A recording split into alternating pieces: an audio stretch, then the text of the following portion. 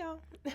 So, as many of you know, I moved clear across the country 2 years ago. And I literally looked on Google Maps. It's like 2,700 miles that I moved from California to Maryland a couple years ago.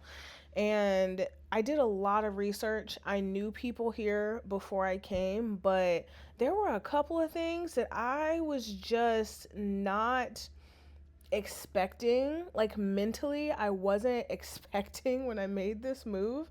And I know I've already talked about, the period of time before I moved, like that decision period. I know I definitely have talked about some of the challenges associated with making a move like that, especially by yourself.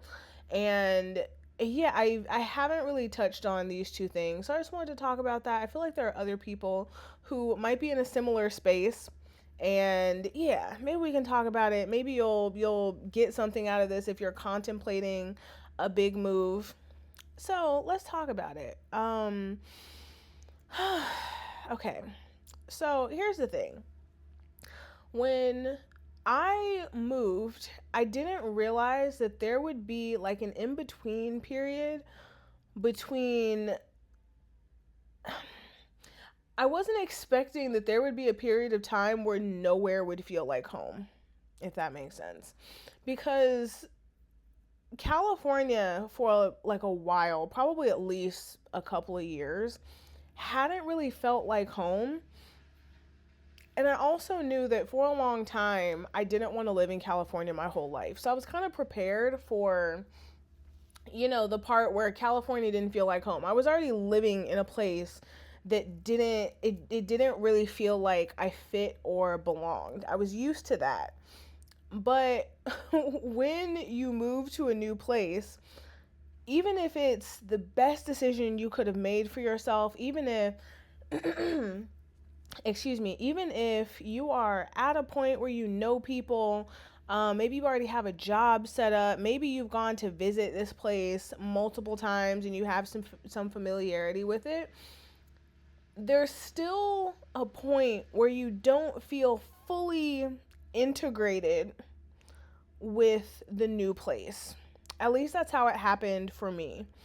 And the weird thing is, when you make a move like this, people either assume, excuse me, oh my gosh, people either assume that you're like thriving, you're living your best life. Oh my gosh, she must be going out every weekend. She must be meeting all these new people. Or they're assuming that you're like crying in a corner homesick. And neither one of those was fully true. It was just like a weird limbo period where I was trying to fit into the new place, trying to meet more people, trying to get closer to my friends, trying to build a community, a network of people, trying to learn my new congregation. And like I said, I didn't, I missed aspects of California, but it wasn't like, I don't think I ever had a moment where I was like, I think I might want to move home. Like that, or move back rather. That never really crossed my mind, but the East Coast hadn't really gotten to the point where it felt like home either. And it's weird, right? Because there's this cool novelty about being in a new place, and that is one thing that I really appreciated about how I navigated this move, because I allowed myself to almost be a tourist. There are still things that I need to do. There are so many DC museums and like hiking spots and walks and stores and stuff that I need to go to. But I allowed myself to feel the novelty of everything, like from new grocery stores to new gyms to walking paths to everything. I really like that I didn't like it actually happened once where I got excited about something so random. It was like some animal that we saw as we were driving, just like scurrying along on like the whatever grassy area on the highway. And I was like, whoa, is that a hedgehog? That's my first time seeing a hedgehog in person. And I was so excited. And my friend was like, girl, chill. Did I chill? No. But I just say that to say that I'm glad that I allowed myself to like feel the novelty of all the small things. But the thing about novelty is it's exciting because it's unfamiliar, but a place that you would call home is comforting because it is familiar. So it's a little weird to try to get like the novelty and also the comfort of a place that feels like home to meet and like coexist. And it took a while for that to happen. And it wasn't like, I was depressed or anything like that. At least not for a while. There was a short period, but generally speaking, it wasn't like a depression. I was happy to be here. I was excited. I still loved the decision that I made, but it was just I felt like I was just kind of floating in a weird way. I guess limbo would be the right word for it, but it's kind of a blank space, you know? Um yeah, and I almost think about it like like in terms of uh, we'll get back to that. The second thing that really really hit me that I wasn't expecting was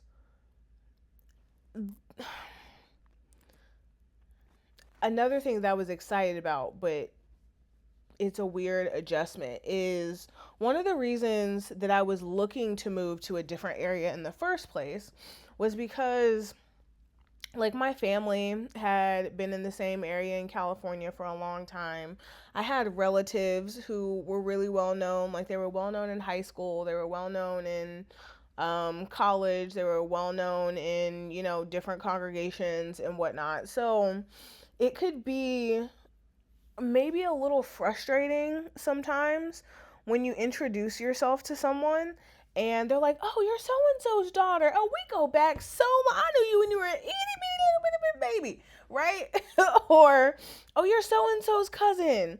Or, "Oh, you're one of the so and so daughters. Wow, man, you've grown up so much. I haven't seen your parents in years. We used to do," and it's like there's a beauty in that. I think it's a blessing in a lot of ways because at least it's not like, "Oh, you're a whose daughter? You're from where?" It could be worse. Could be worse. But there is something really nice about being able to kind of create your own narrative.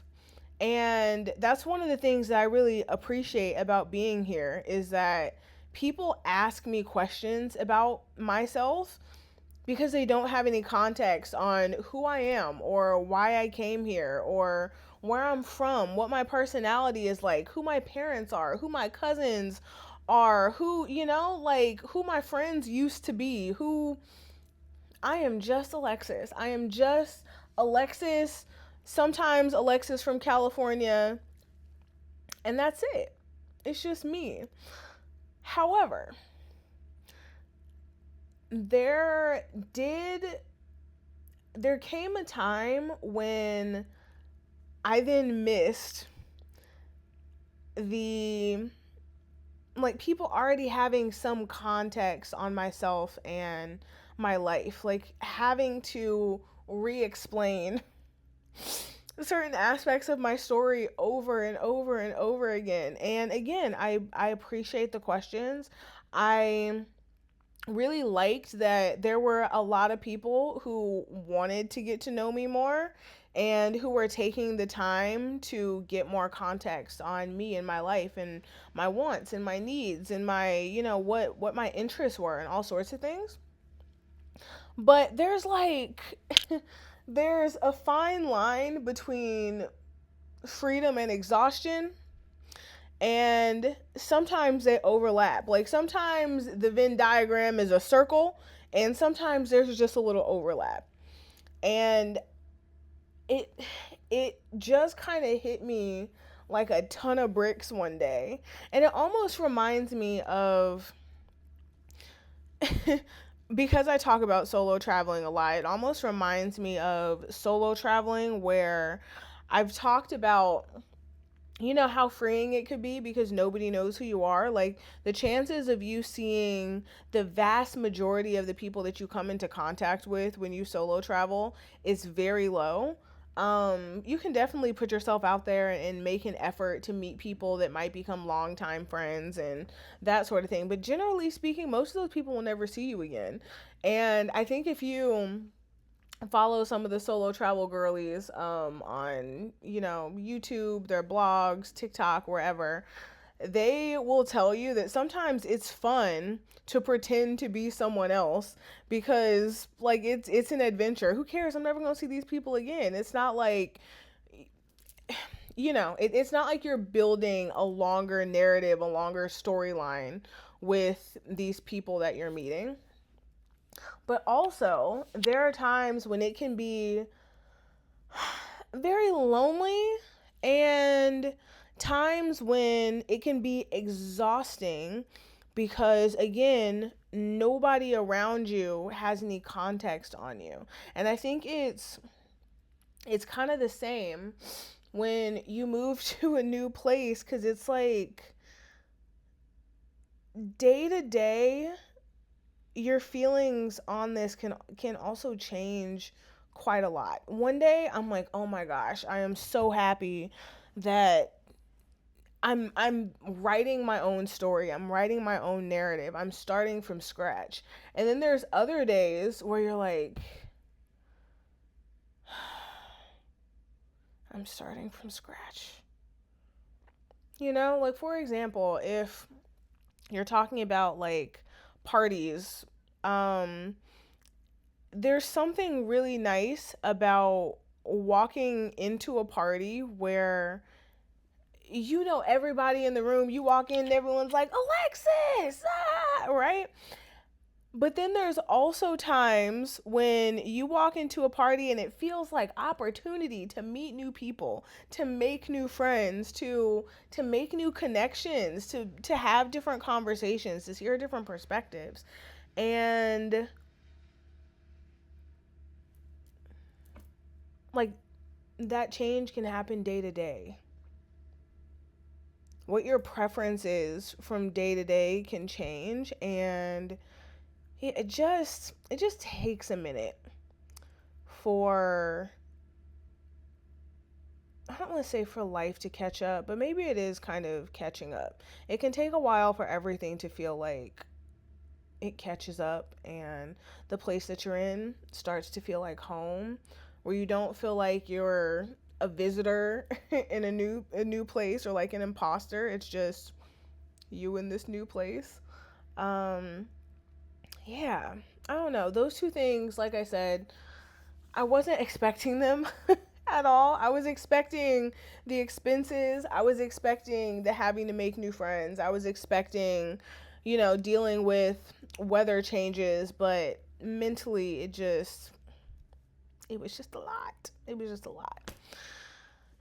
So, anywho, hopefully, if you're someone who's looking to move, this was a little informative for you. If you're someone who has made a big move like this, I was actually just watching a video from another creator. She moved from Atlanta to LA. I think her name is Shantae something. It's gonna bother me, but anywho, and she was kind of talking about the same thing, where people are like so excited for her, and they're, you know, like, oh my gosh, she must be doing amazing, and she's like, I am, like, life is great, and I'm sad all the time. And I don't feel like I'm sad all the time, but it's just an interesting place to be, y'all. So yeah, but anywho, thank you so much for joining me on this video. Welcome to our cozy little corner of the internet. If you don't know, my name is Alexis, and I post here every single day on YouTube. And I talk all things like this, making big life changes. I talk about career transitions and career pivots and